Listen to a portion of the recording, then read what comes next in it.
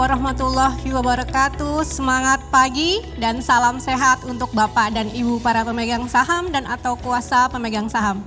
Saya Ranti, Corporate Secretary Perseroan yang akan memandu acara pada pagi hari ini.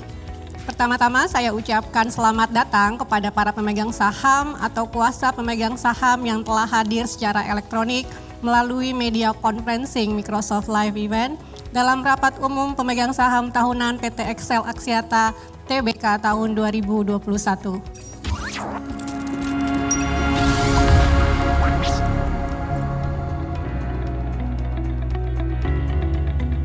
Assalamualaikum warahmatullahi wabarakatuh. Selamat pagi, salam sejahtera buat kita semuanya.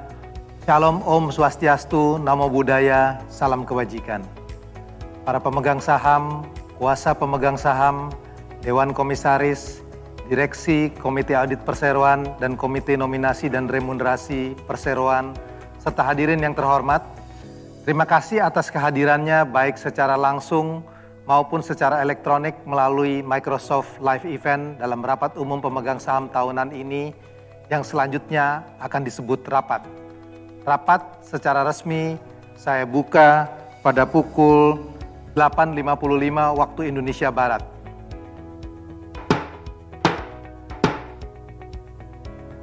Rapat ini akan membahas dan memutuskan 6 mata acara sebagaimana dapat dilihat pada layar.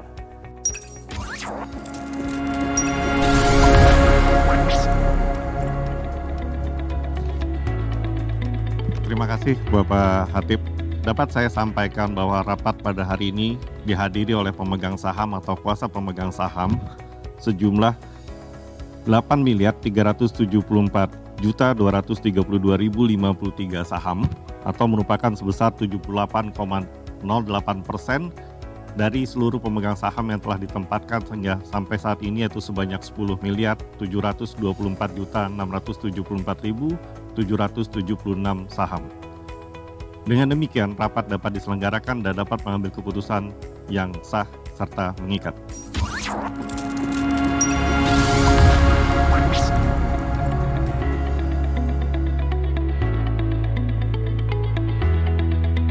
Terima kasih Pak Hatip. Pemegang saham yang terhormat, di tahun 2020 Excel Axiata berhasil meraih kinerja yang baik meskipun dihadapkan dengan berbagai tantangan. Pendapatan perseroan berhasil mencapai 26 triliun rupiah yang dalam hal ini bertumbuh sebanyak 3% dibanding tahun sebelumnya. Hal ini sejalan dengan pertumbuhan EBITDA yang kuat dan naik 31% dibanding tahun sebelumnya menjadi 13 triliun rupiah.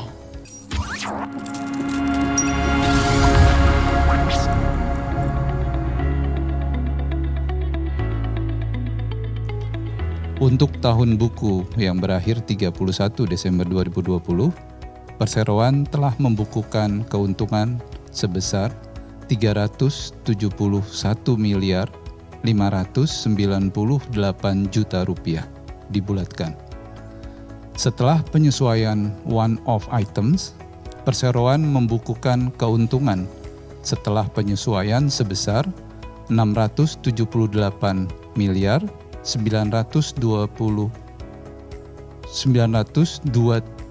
juta rupiah dibulatkan.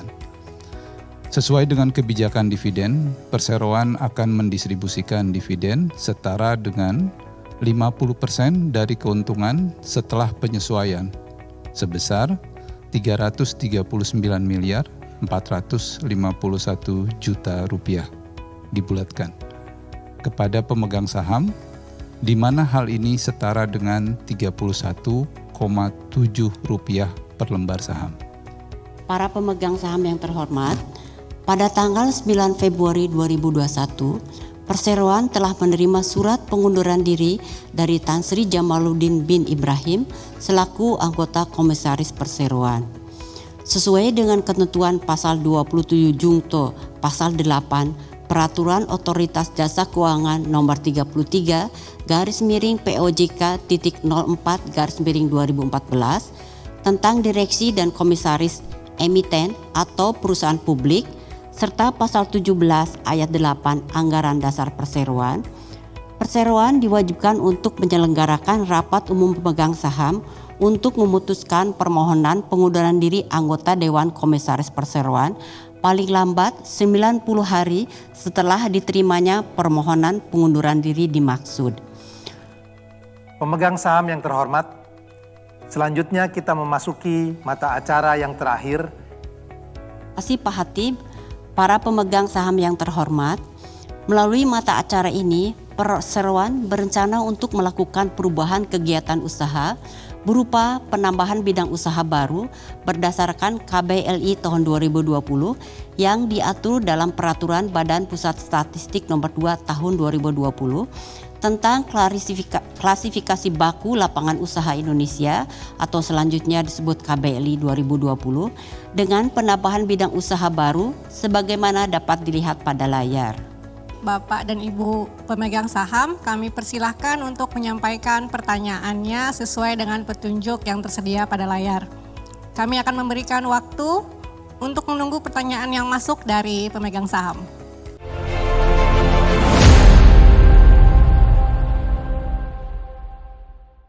Bapak dan Ibu pemegang saham, kami memberikan waktu sekitar 7 menit untuk para pemegang saham atau kuasanya melakukan e-voting dan juga untuk proses perhitungan suara oleh notaris dan Biro Administrasi Efek. Tata cara e-voting dapat dilihat di situs web Perseroan. Kode e-voting telah disampaikan kepada para pemegang saham. Untuk itu, e-voting kami mulai dari sekarang.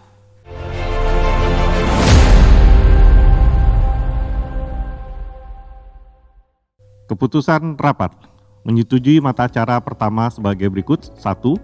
Menyetujui dan menerima laporan tahunan Direksi Perseroan mengenai kegiatan dan jalannya Perseroan termasuk namun tidak terbatas pada hasil-hasil yang telah dicapai selama tahun buku yang berakhir pada tanggal 31 Desember 2020, laporan tugas, pengawasan Dewan Komisaris Perseroan untuk tahun buku 2020, serta memberikan persetujuan dan pengesahan atas laporan keuangan Perseroan untuk tahun buku yang berakhir pada tanggal 31 Desember 2020 yang telah diaudit oleh Kantor Akuntan Publik Tanu Direja, Wibisana, Rintis, dan rekan. Dan menyetujui pemberian pembebasan dan pelunasan tanggung jawab sepenuhnya Volodic Equit et de Charge kepada para anggota Direksi Perseroan atas tindakan pengurusan dan anggota Dewan Komisaris Perseroan atas tindakan pengawasan yang telah dilakukannya dalam tahun buku yang berakhir pada tanggal 31 Desember 2020. Sepanjang tindakan-tindakan tersebut tercermin dalam laporan tahunan dan tercatat pada laporan keuangan Perseroan dan bukan merupakan tindakan pidana atau pelanggaran terhadap ketentuan perundang-undangan yang berlaku. Menyetujui mata acara kedua yaitu sebagai berikut. 1. Menyetujui penetapan laba bersih Perseroan untuk tahun buku yang berakhir pada tanggal 31 Desember 2020 dengan ketentuan sebagai berikut. A. 50% dari keuntungan setelah penyesuaian yaitu sebesar 339.451 juta rupiah dibulatkan akan didistribusikan kepada pemegang saham sebagai dividen, di mana hal ini setara dengan 31,7 rupiah per lembar saham. B. Memberikan kuasa dan wewenang kepada Direksi Perseroan dengan hak substitusi untuk menetapkan jalan dan jadwal dan mengatur tata cara pembayaran dividen tunai dimaksud kepada para pemegang saham Perseroan yang tercatat dalam daftar pemegang saham sesuai dengan peraturan yang berlaku. 2. Alokasi cadangan umum sebesar 100 juta rupiah dan 3. Sisa sebesar 32.047 juta rupiah dibulatkan akan dicatat dalam saldo laba ditahan untuk mendukung pengembangan usaha Perseroan. Mata acara ketiga. 1. Menyetujui menunjuk Kantor Akuntan Publik Tanu Direja Wibisana Rintis dan rekan anggota PricewaterhouseCoopers sebagai eksternal auditor Perseroan dengan akuntan publik Bapak Andri D. Atmaja SE/AK CPA untuk melakukan audit atas laporan keuangan Perseroan untuk tahun buku yang berakhir pada 31 Desember 2021 dan audit atas laporan keuangan lain yang dibutuhkan oleh Perseroan. Dan 2. Memberikan wewenang kepada Dewan Komisaris dan atau Direksi Perseroan untuk melakukan tindakan dan segala pengurusan termasuk namun tidak terbatas pada menetapkan besaran honorarium profesional, menandatangani dokumen-dokumen dan atau menunjuk kantor akuntan publik dan atau akuntan publik lain yang terdaftar di Otoritas Jasa Keuangan berdasarkan rekomendasi Komite Audit apabila karena satu dan lain hal kantor akuntan publik dan atau akuntan publik di atas tidak dapat melaksanakan tugasnya.